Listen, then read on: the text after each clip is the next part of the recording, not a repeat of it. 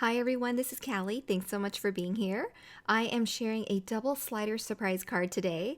That's an extended scene that originally is a A2 sized card. So if you've never seen this before, you're in for a treat. And if you have seen this before, it's always nice to revisit older dies that we haven't used in a long time.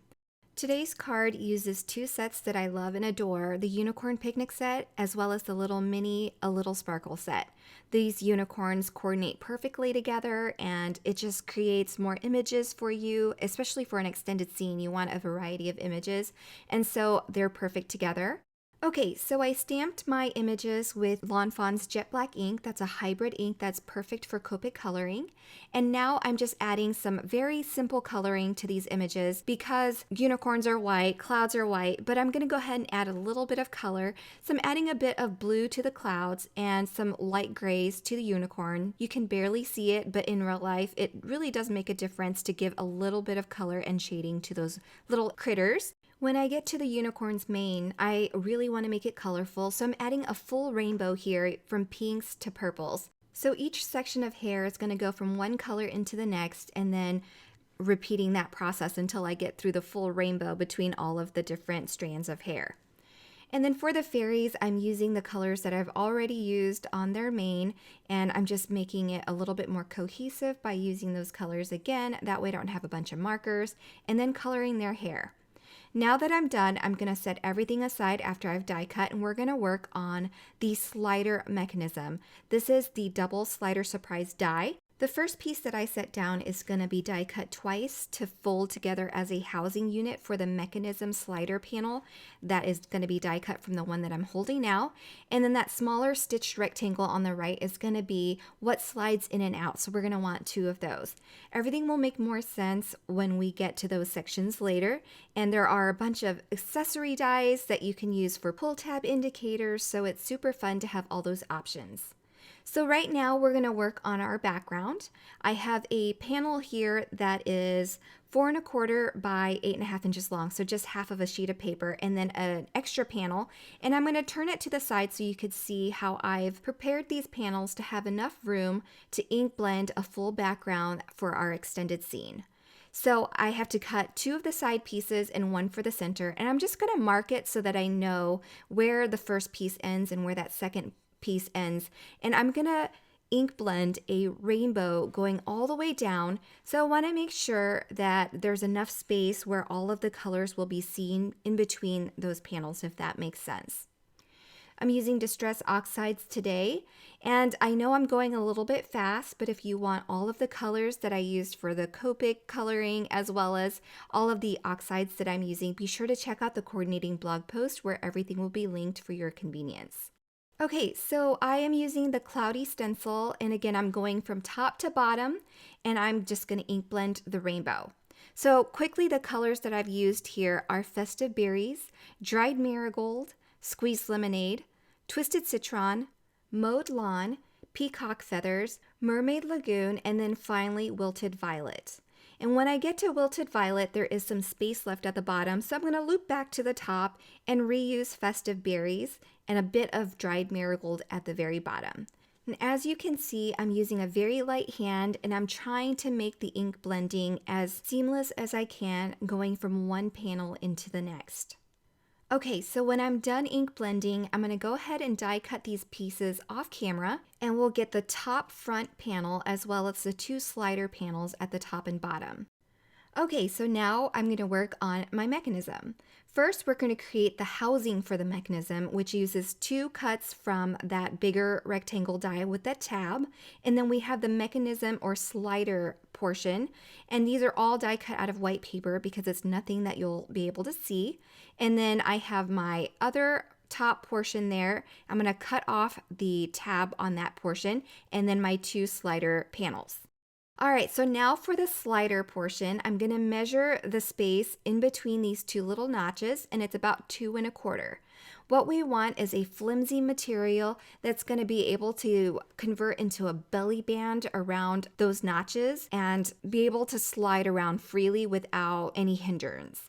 I'm using some cellophane packaging, but a grocery bag is really good for this as well. That's probably even better than what I'm using here. I just happen to have it nearby, so I grabbed it and that's what I'm using. So I cut a long piece from it without any kinks or seams. You want it to be seamless. And then I'll adhere it together with some double-sided adhesive that's super strong. And when you adhere this to create a belly band around this mechanism slider portion, you want to make sure that it's not too snug so that there's not a whole lot of resistance when you're sliding it back and forth, but it's not so loose either that it's flimsy. So as you can see here, I'm testing how much resistance there is and how snug it is, and I think I'm okay with this. Again, a grocery bag would slide a little bit better because this material is a little bit thicker, there is a little bit more resistance. And now to create the housing for that mechanism, the slider portion, we have two of these pieces with tabs on them that I die cut using that larger rectangle. I'm going to add double-sided adhesive to one of those panels so that I can adhere the two together. I'm going to use the grid marks on my work surface there to make sure that I line it up perfectly before I burnish that fold. And I'm not going to seal that other flap just yet because we need to finish our mechanism by attaching our slider portions onto it. So I have my two end pieces here and I'm going to adhere them to that plastic on our belly band so that we can slide it back and forth. And what we're going to do is we're going to have one glued to the back and one glued to the front. So I'm going to use this one and adhere it to the back first, and I want it to be where the seal is on that belly band. So that way when it pulls out, it's going to glide to the left and it won't hinder the rest of the belly band movement. Then I'll flip it over and adhere that second panel to the opposite end. And that way they'll both glide in opposite directions to extend our scene. Okay, so now I'm going to test it out, and as you can see, they both glide okay with a little bit of tension.